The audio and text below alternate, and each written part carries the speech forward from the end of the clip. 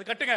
நாங்க கட்டிய கோயிலுக்கு பாதுகாப்பு கொடுப்போம், கட்டிய கோயில்களை உரிமையை நிலைநாட்டுவோம், மருத்துவமனைகளை கட்டி உயிர்களை பாதுகாப்போம். ஏன்னா நாங்க ராவணன் இனம், நாங்க திராவிட இனம், நாங்க அசுரர்கள் இனம், கருப்பு சிகப்பு இனம். இதே ஈரோட்ல, இதே சேலத்துல பெரியார் ஒரு நகரமன்ற தலைவரா இருந்தார் பிரிட்டிஷ் ஆட்சி காலத்துல. அப்ப ஒரு காலரா பேரிடர். அந்த காலரா பேரிடர்னா அப்ப இருக்கிற சமூகம் என்ன நினைக்கனா, அம்மன் வந்து ஏறிடுச்சு, அதனாலதான் வயிற்று போக்கு நோயாவது 30,000-40,000 பேதியாகி உயிரிழந்துட்டு இருக்காங்க. அப்ப என்ன பண்றாங்க, எல்லா உடல்களையும் என்ன பண்றாங்க, சடலங்களையும் கோயிலுக்கு முன்னாடி வச்சிடறாங்க. அப்ப பெரியார் நகரமன்ற தலைவராக என்ன பண்றாரு, இறங்கி போய் எல்லா சடங்களையும் தண்ணியை தூக்கி அதை அப்புறப்படுத்தி மக்களுக்கு கோயில்கள் போய் வைத்தியம் பார்த்து எதனால காலரா வருதுன்னு பெரியார் யோசிக்கிறார். குடியரசு எழுதுறார், ஆத்தோரமா கழுவு நீரும் குடிக்கிற நீரும் நாளதானே உங்களுக்கு காலரா வருது.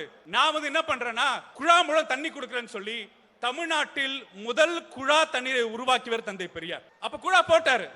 அப்ப குழா போடும்போது என்ன ஆகுதுன்னா, பட்டியலின மக்கள், காலனி மக்கள் வீட்டு வழியாக குழா வருது. அப்ப ஆதிக்க சாதியர்கள் எதிர்ப்பு தெரிவிக்கிறாங்க. எப்படிங்க தண்ணி தீட்டாயிடும், நாங்க எப்படி குடிக்கிறதுன்னு பெரியார் கிட்ட முறையிடுறாங்க. பெரியார் சொன்னாரு, இந்த காலரா நோயோட மோசமான நோய் உன்னோட ஜாதி நோய், நீ காலரா நோயில சாத்தாலும் பரவாயில்ல, ஆனா நான் திட்டத்தை நடைமுறைப்படுத்துவேன் என்ற கொள்கை தான் திராவிட கொள்கை. இளைஞர்களுக்கு நற்பணி மன்றம் அமைத்து உடலுக்கான மருத்துவராக மட்டுமல்லாமல் சமூக மருத்துவராக திகழும் 1000 விளக்கு சட்டமன்ற உறுப்பினரும் திமுக மருத்துவமனை மாநில செயலாளர் மதிப்பிற்குரிய டாக்டர் எழிலன் நாகநாதன் அவர்கள் மருத்துவ கட்டமைப்பு இந்தியாவின் முன்னோடி தமிழ்நாடு எனும் தலைப்பில் உரையாற்ற வருகிறார்கள். நின்று கொண்டிருக்கக்கூடிய தோழர்கள் உங்களுக்கான இருக்கைகளில் அமருங்கள், அதுதான்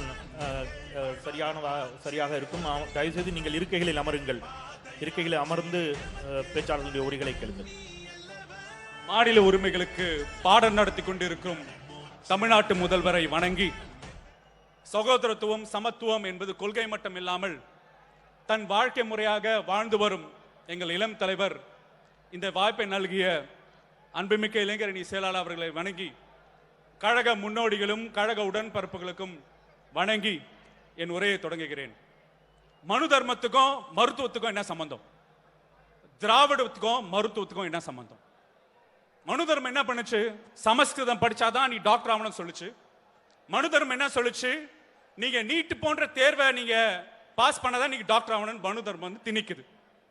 அப்ப அந்த மனு தர்மத்துக்கு எதிரான அறுவை சிகிச்சை வைத்தியம் வந்து திராவிடம். அந்த திராவிடத்தை உள்வாங்கி அப்போது நீதி கட்சி சமஸ்கிருதம் படித்தா மட்டும்தான் மருத்துவமாக என்ற சட்டத்தை ரத்து பண்ணாங்க. இன்னைக்கு நம்ம இளைஞரணி செயலாளர் அவர்கள் அனிதாக்கு ஒரு வளாகம் அமைத்து அனிதா போன்ற தங்கையோட கண்ணீரை துடைக்கிறதுக்காக இன்னைக்கு மாநில உரிமை மாநாடு நடத்தி கொண்டிருக்கிறாங்க. பெரியார் கிட்டே வருவோம். இதே ஈரோட்ல, இதே சேலத்துல பெரியார் ஒரு நகரமன்ற தலைவரா இருந்தார் பிரிட்டிஷ் ஆட்சி காலத்துல. அப்ப ஒரு காலரா பேரிடர். அந்த காலரா பேரிடர்னா அப்ப இருக்கிற சமூகம் என்ன நினைக்கனா, அம்மன் வந்து ஏறிடுச்சு, அதனாலதான் வயிற்று போக்கு நோயாவது 30,000-40,000 பேதியாகி உயிரிழந்துட்டு இருக்காங்க. அப்ப என்ன பண்றாங்க, எல்லா உடல்களையும் என்ன பண்றாங்க, சடலங்களையும் கோயிலுக்கு முன்னாடி வச்சிடறாங்க. அப்ப பெரியார் நகரமன்ற தலைவராக என்ன பண்றாரு, இறங்கி போய் எல்லா சடங்குகளையும் தண்ணியை தூக்கி அதை அப்புறப்படுத்தி மக்களுக்கு கோயில்கள் போய் வைத்தியம் பார்த்து எதனால காலரா வருதுன்னு பெரியார் யோசிக்கிறார். குடியரசு எழுதுறார், ஆத்தோரமா கழுவு நீரும் குடிக்கிற நீரும் நாளதானே உங்களுக்கு காலரா வருது. நான் வந்து என்ன பண்றேன்னா குழா மூலம் தண்ணி கொடுக்கறேன்னு சொல்லி தமிழ்நாட்டில் முதல் குழா தண்ணீரை உருவாக்கியவர் தந்தை பெரியார். அப்ப குழா போட்டாரு. அப்ப குழா போடும்போது என்ன ஆகுதுன்னா, பட்டியலின மக்கள், காலனி மக்கள் வீட்டு வழியாக குழா வருது. அப்ப ஆதிக்க சாதியர்கள் எதிர்ப்பு தெரிவிக்கிறாங்க. எப்படிங்க தண்ணி தீட்டாயிடும், நாங்க எப்படி குடிக்கிறதுன்னு பெரியார் கிட்ட முறையிடுறாங்க.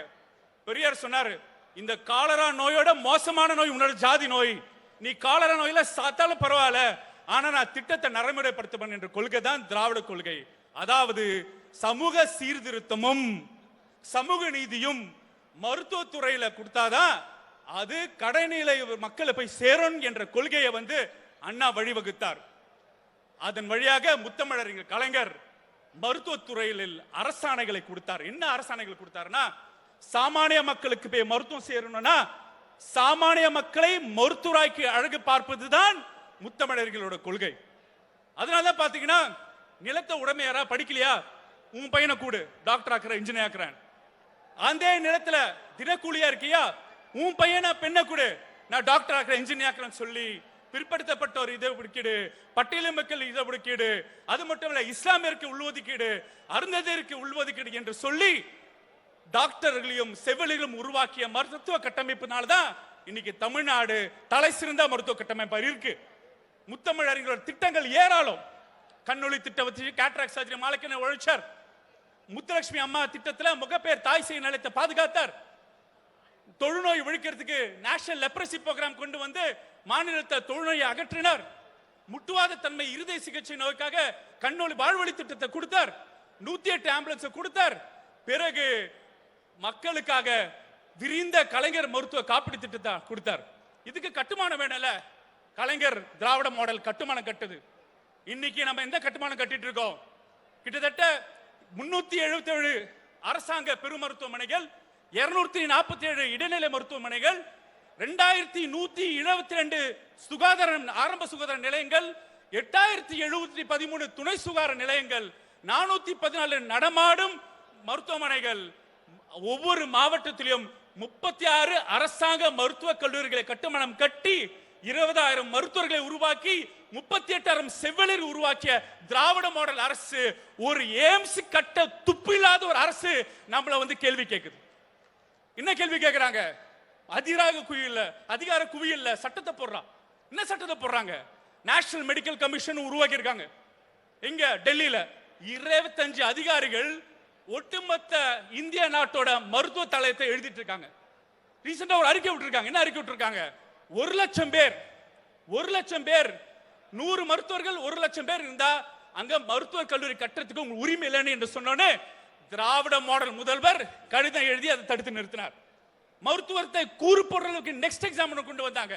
அதுக்கு திராவிட மாடல் முதல்வர் குரல் எழுப்பி அதை அகற்றினார். இப்ப நீட்டுக்காக நம்ம போராடிட்டு இருக்கோம். மாநில உரிமைகளுக்காக போராடிட்டு இருக்கோம். நம்ம பெருமைப்பட வேண்டிய விஷயம் நம்மளோட உறுப்பு மாற்று சிகிச்சை உலக தரத்தில் இருக்குது. உறுப்பு மாற்று சிகிச்சை நம் தமிழ்நாட்டு முதல்வர் நம் துர்கா அம்மையார் அவர்கள் 2009 இருவரும் உடலை தானம் செய்து வரலாற்று படைத்தது. உடல் தானம் செய்தவர்களுக்கு அரசு மரியாதை கொடுக்கிறது நம்ம அரசு. இப்ப 2 நாள் முன்னாடி ஒரு கூட்டத்தை கூட்டிருக்காங்க ஒன்றிய அரசு. ஒரு வரி ஒரு மொழி மாதிரி ஒரே ஒரு உறுப்பு அப்படின்னு சொல்லி சுழற்சி மழையில தமிழ்நாட்டுக்கு உறுப்புகள் வந்து பிற மாநிலத்துக்கு போறதுக்கு ஒரு திட்டத்தை தீட்டிட்டு இருக்காங்க. அப்ப என்ன? அதை எதிர்த்து போராட வேண்டிய காலத்து கட்டாயத்தில் இருக்கிறோம். நம்ம இந்த அபாயத்தை எதிர்த்து போராடுற காலத்து கட்டாயத்தில் இருக்கோம். டிரான்ஸ்டான் என்பது முத்தமிழறிஞர் உருவாக்கின கட்டுமானங்கள் உறுப்பு மாற்று சிகிச்சைக்காக. இன்னைக்கு மக்களை தேடிய மருத்துவம் 1 கோடி பேரை சேர்ந்துட்டோம். இன்னொரு காப்பம் நாத்து திட்டத்தில் பல உயிர்களை பாதுகாக்கிறோம். பல்வகையான திட்டங்களை தீட்டுறோம். நம்மள முடக்கிறாங்க. மாநில உரிமைகளை பறிக்கிறாங்க. அதற்கு எதிர்ப்பாக தான் களமாக்கிறார் நம் இளைஞரணி செயலாளர். கூப்பிடுறார், வாங்க தீர்மானத்தில் என்ன சொல்றாரு? மாநில பட்டியலுக்கு மறுபடியும் கல்வியும் சுகாதாரம் வேண்டும். Restore education and health to the state list. ஆனால் அம்பேத்கர் எழுதிய அரசியலமைப்பு சட்டத்தில் மாநில பட்டியலில் கல்வி சுகாதாரம் இருந்தது. இன்னைக்கு ஒத்திசைவு பட்டியல் இருக்கனால சட்டங்களா கொடுத்து அதிகார குவியலில் ஈடுபடும் பாஜக அரசை எதிர்த்து நம் இளைஞரணி செயலாளர் நம் மருத்துவ கட்டமைப்பை பாதுகாக்க களம் அமைக்கிறார். மாநில உரிமைகள் முழுமையா நிறைவேற்றி நாளைக்கு கல்வியும் சுகாதாரமும் நம் மாநில பட்டியலுக்கு வந்தா நீங்க என்ன சொல்றது? குஜராத் மாடல், யூபி மாடல்ல தாய் இறப்பு சதவீதம், குழந்தை இறப்பு சதவீதம், தடுப்பூசி போடும் சதவீதம், அதிநவீன அறுவை சிகிச்சைகள், டிரான்ஸ்பிளான்ட் சர்ஜரி மாதிரி உருவாக்கி நம் தமிழ்நாடு கியூபன் மாடலுக்கு இந்தியாவுக்கு முன்னோடியா இருக்காது. தமிழ்நாடு உலகத்துக்கு முன்னோடியாக அமைக்கும் என்று கூறிக்கொண்டு கோயிலை கட்டுவீங்க, அது கட்டுங்க.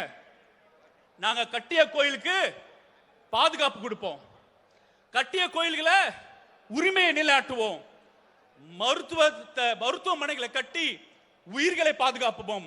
ஏன்னா நாங்க ராவணன் இனம், நாங்க திராவிட இனம், நாங்க அசுரர்கள் இனம், கருப்பு சகப்பு இனம். ஒரு மானமிகு திமுக சுயமதிகாரன் படையாக இளைஞரணி செயலாளரோட பின் சேர்ந்து மாநில உரிமைகளை வென்றெடுப்போம் கூறி விடைபெறுகிறேன். நன்றி, வணக்கம்.